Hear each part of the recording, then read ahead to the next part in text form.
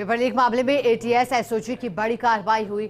हरियाणा निवासी सचिन को गिरफ्तार किया। दौसा निवासी रामहंस मीणा भी गिरफ्तार हुआ। 15-15 लाख रुपए लेकर दोनों ने परीक्षा दी थी। ये देखिए, एसओजी की एक और बड़ी कार्रवाई हुई है। 15-15 लाख रुपए लेकर परीक्षा दी थी, यानी कि डमी कैंडिडेट बनकर इन्होंने परीक्षा दी। हरियाणा निवासी सचिन, जिसे गिरफ्तार किया गया है, दौसा निवासी रामहंस मीणा भी गिरफ्तार हुआ है। और क्योंकि पेपर लीक माफियाओं को पकड़ने का बड़ा ऑपरेशन चल रहा है, सबसे पहले तस्वीरें फर्स्ट इंडिया आपको दिखा रहा है और आपको जानकारी दे दें कि कल ही पहली परीक्षा का आयोजन हुआ गया।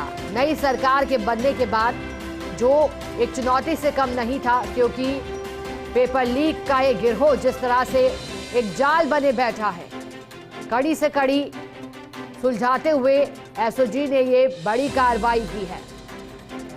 एटीएस एसओजी की ये कार्रवाई, क्योंकि संयुक्त रूप से अभियान भी चलाए जा रहे हैं।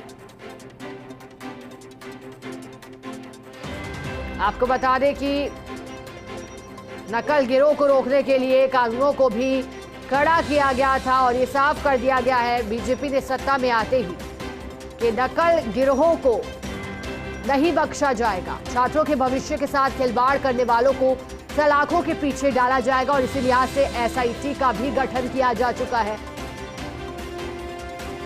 और यही कोशिश है कि आरोपियों को पकड़ा जाए, ताकि जो दूर दराज से आए हैं बड़ा सपना लेकर, उनके सपनों के साथ धोखा ना हो। ज्यादा जानकारी देने के लिए सहयोगी सत्यनारायण शर्मा हमारे साथ जुड़ गए हैं। सत्यनारायण, बताइएगा किस तरह से एटीएस एसओजी ने ये ऑपरेशन चलाया था, क्योंकि मोटी रकम इन्होंने ली थी परीक्षा देने के लिए, और किसकी इन्वॉल्वमेंट? शिखा, देखिए, दोनों ही जो आरोपी हैं ये एक नहीं बल्कि दो मामले वांछित थे।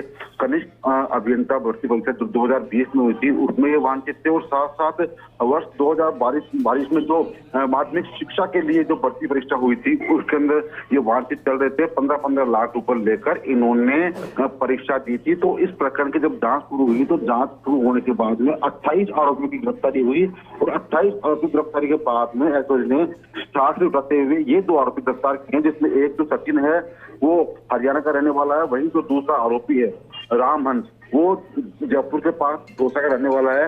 अब इनकी गिरफ्तारी के बाद माना जा रहा है कि शिकायत प्रकरण के अंदर 5 गिरफ्तारियां और होगी, क्योंकि एसओजी लगातार ताबड़तोड़ कार्रवाई कर रही है। क्योंकि जो मुख्यमंत्री बद्रीनाथ शर्मा की मंशा है कि प्रदेश के अंदर से जो गंज पेपर लीक का पूरा हटना की, तो ऐसे में एसओजी की लगातार कार्रवाई जारी है। कल भी एसओजी ने गिरफ्तारी की थी, वैसे ही आज गिरफ्तारी हुई, तो माना जा रहा है कि अब इस पूरे प्रकरण के अंदर एसओजी और भी गिरफ्तारियां कर सकती है। शिखा, सत्यनारायण, किसके मार्फत ये रकम ली गई थी, इन तक कैसे पहुंची थी, कौन कौन और शामिल, कड़ियां कहां तक फैली हैं?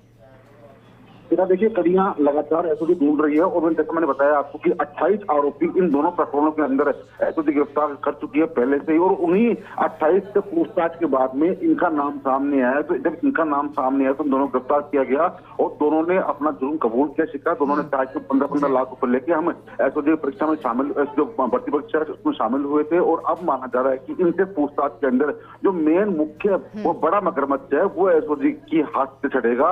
हालांकि इससे पूछताछ की जा रही है एसओजी कार्यालय के अंदर, दोनों अभियुक्तों से आमने सामने बैठाकर राउंड द टेबल बैठाकर उनसे पूछताछ शुरू हो गई। माना जा रहा है कि आज देर रात तक एसओजी इस प्रकरण, इन दोनों प्रकरणों के अंदर 2 से 5 गिरफ्तारियां और कर सकती है। शिखा, बिल्कुल सत्यनारायण, मुख्यमंत्री की मंशा के अनुरूप एसओजी नकल गिरोह का भंडाफोड़ करने में जुटी है। शुक्रिया सत्यनारायण आपका साथ जुड़ने के लिए, जानकारी देने के लिए। लेकिन देखिए, तस्वीरें आपको लगातार दिखा रहे हैं, जैसा कि हमारे सहयोगी बता रहे हैं, करीब 28 लोगों की गिरफ्तारी हो चुकी है। कनिष्ठ अभियंता भर्ती परीक्षा से जुड़ा मामला, और इसके बाद 15-15 लाख रुपए लेकर के इन दोनों ने परीक्षा दी थी। आप सोचिएगा तरीके किस तरह से इजाद किए जा रहे हैं नकल करने के। देखिएगा, ब्लूटूथ वाली चप्पल भी पकड़ी गई थी। इससे पहले आपको याद हो तो जब रीट परीक्षा का आयोजन किया गया था तो एक नया तरीका इजाद करने की कोशिश की गई थी।